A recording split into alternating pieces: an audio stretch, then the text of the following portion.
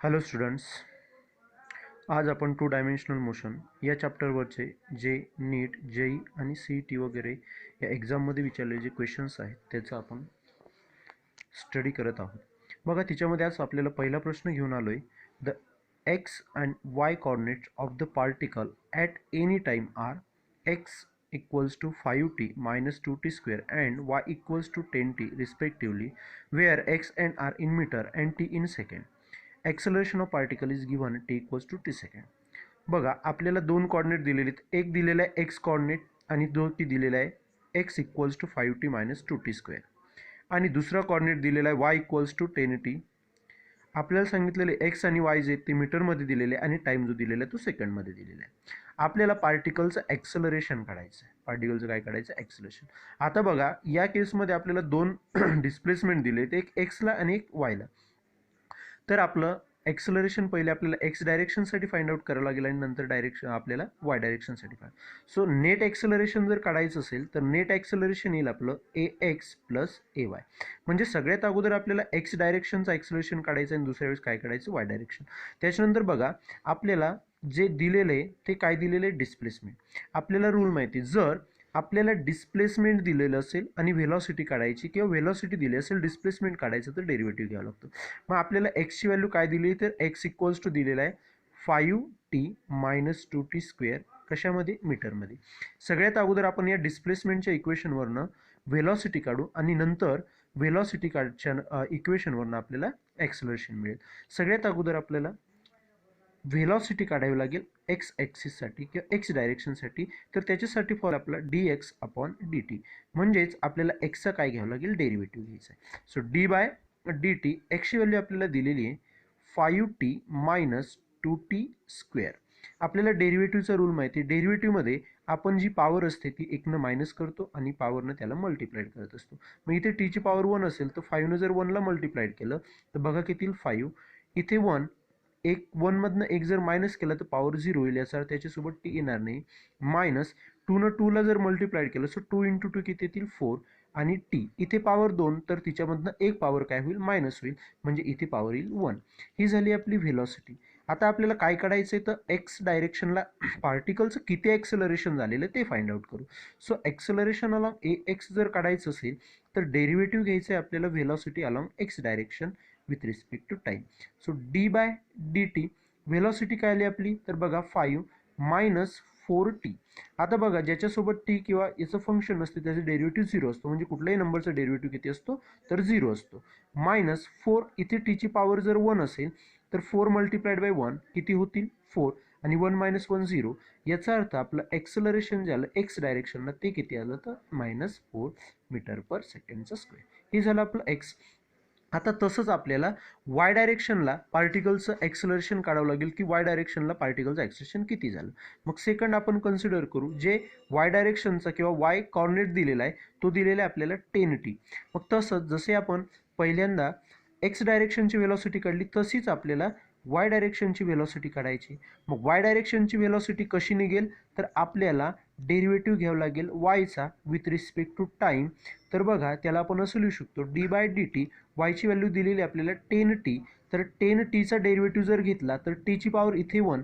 10नं जर 1ला मल्टिप्लाइड केलं तर आन्सर येईल आपलं 10 आणि 1 मायनस 1 किती येईल? 0. याचा अर्थ व्हेलॉसिटी किती मिळाली आपल्याला? Vy equals to 10.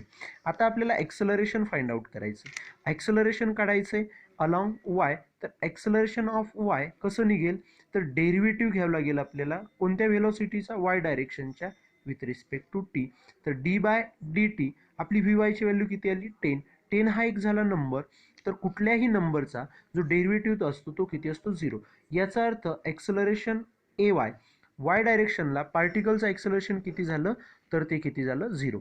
आता नेट ॲक्सलरेशन जर काढायचं झालं तर A equals to AX plus काय असेल? AY.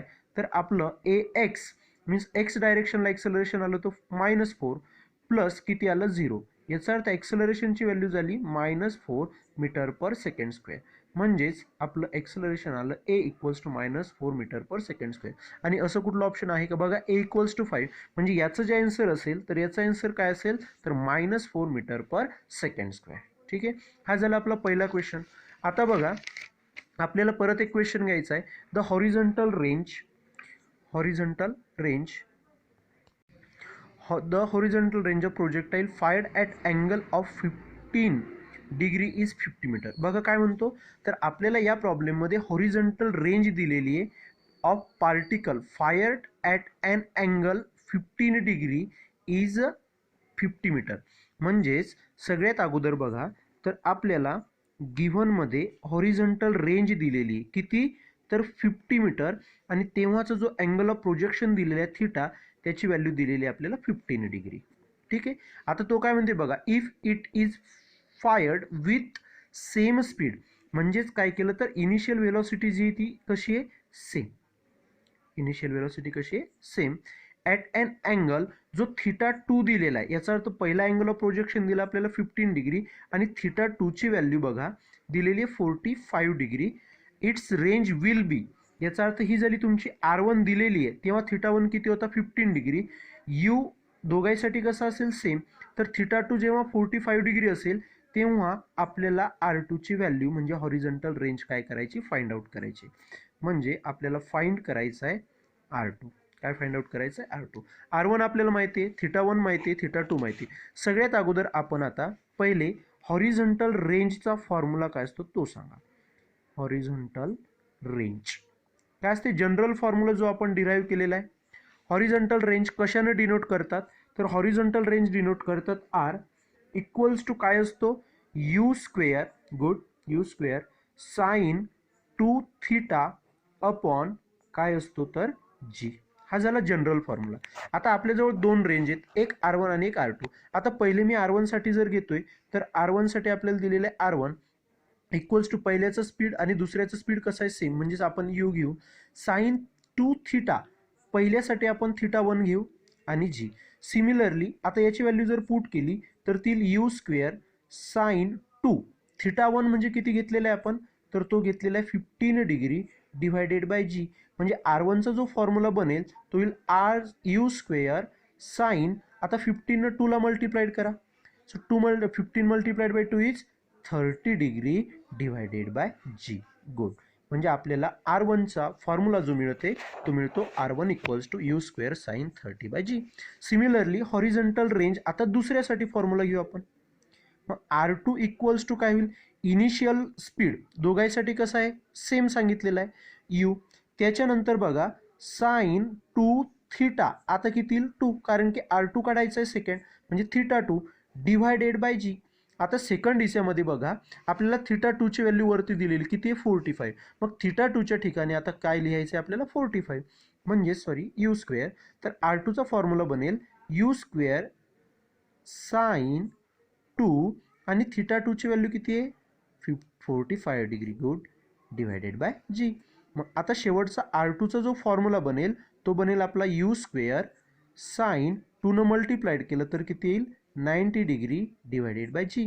मग ही झालं इक्वेशन नंबर फर्स्ट, ही झालं इक्वेशन नंबर सेकंड. आता काय करायचं आपल्याला, R1 R2 चा रेशो वगैरे R2 ची व्हॅल्यू काढायची. तर आता आपण काय करू, so equation dividing equation 1/2. Equation फर्स्टला इक्वेशन सेकंडला आपण त्याला ते डिवाइड करू. इक्वेशन फर्स्ट काय आपल्याजवळ R1 आणि इक्वेशन सेकंडची लेफ्ट सेकंडची LHS काय आपली R2 इक्वल्स टू, व्हॅल्यू जर पुट केल्या आपण तर R1 ची जी व्हॅल्यू दिली आलेली आहे आपली ती काय आलेली आहे, यू स्क्वेअर साइन किती 30 degree divided by G. Good, divided by R2 चं काय आलं आपला, तर ते आलेलं आहे U square sine 90 degree divided by G. ठीक आहे. आता बघा इथे काय होईल, जी जी काय होतात कॅन्सल, कारण की तो वरती याला मल्टिप्लाइड केलं जी कॅन्सल होईल. यू स्क्वेअर याला मल्टिप्लाइड झालं तर यू स्क्वेअर सुद्धा काय होईल, कॅन्सल होईल. म्हणजेच आपल्याला R1 अपॉन R2 चा जो रेशो मिळेल तो काय असेल, तर बघा sine 30 degree divided by sine किती उरला आपल्याजवळ, 90 डिग्री. आपल्याला R2 काढायचं आहे, मग आपण R1 अपॉन R2 जर साइन 30 बाय साइन 90 तर आपण फक्त त्याला अपोजिट केलं, R2 अपॉन R1 जर लिहिलं तर त्याला आपण असं लिहू शकतो sine 90 degree upon sine 30 degree. Good.